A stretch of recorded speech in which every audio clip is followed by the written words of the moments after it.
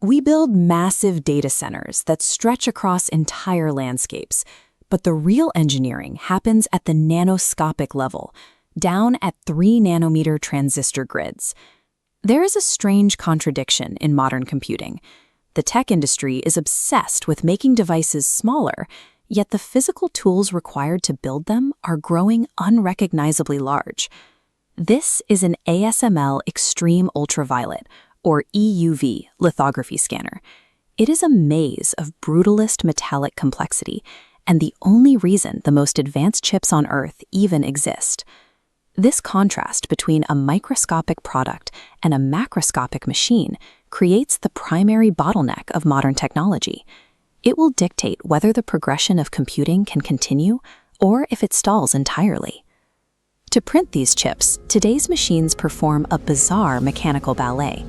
They fire carbon dioxide lasers at droplets of molten tin, 50,000 times a second, inside a vacuum chamber, just to generate flashes of invisible EUV light. The process takes immense energy, but after all that mechanical effort, less than 0.1% of the usable light actually reaches the silicon wafer. This animation illustrates exactly what happens at the 3-nanometer scale when we start running out of light. It's an effect called shot noise. Imagine trying to spray paint a perfectly sharp line on a grid, but the paint particles are too sparse. They hit the target randomly, creating jagged, uneven edges. We cannot fix this lack of light simply by exploding more tin. The physics demand a different approach to generating light if we want to keep shrinking transistors. To generate exponentially more light, the semiconductor industry has to stop relying on atomic physics, like hitting tin droplets, and pivot to the raw speed of particles in motion. A free electron laser fires electrons near light speed through a linear path of alternating magnets, forcing a violent zigzag. As they navigate these curves, they group into tight bunches, emitting a powerful beam of extreme ultraviolet light. To generate light this way, the machinery must scale up to the size of particle accelerators, stretching for kilometers underground. Moving to free electron lasers shifts semiconductor manufacturing away from traditional mechanical engineering and into the realm of high-energy physics, requiring infrastructure on the scale of a national laboratory. The sign here for the SLAC National Accelerator Laboratory represents the pedigree behind the American strategy.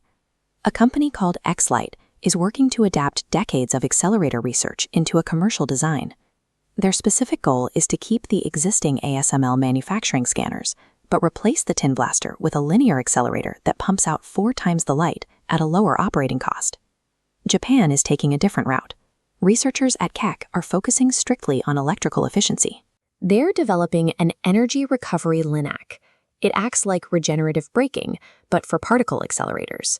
Instead of dumping waste energy, the system loops electrons back around, so their remaining momentum helps power the very next beam.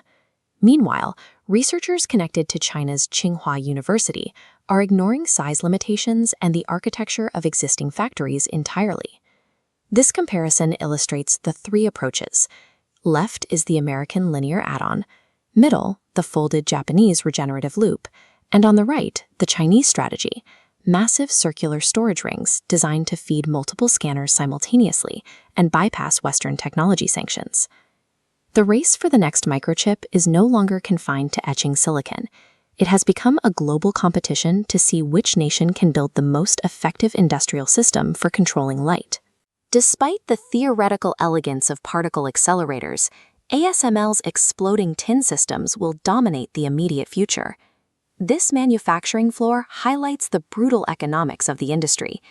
Theoretical efficiency means nothing if an unproven particle accelerator fails and freezes a billion-dollar production line.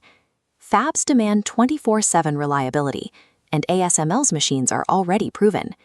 You can see the urgency at TSMC's Fab 21 in Arizona. The demand for AI chips means physical infrastructure is going up right now.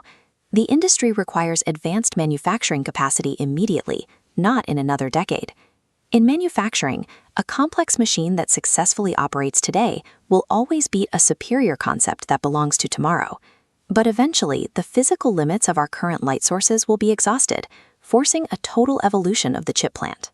the future chip factory functions as a massive hybrid complex, a manufacturing floor integrated with a dedicated power plant and a CERN-style particle physics facility, all sharing one central light generator. To continue printing the smallest devices in human history, our only remaining option is to construct the largest factories ever conceived.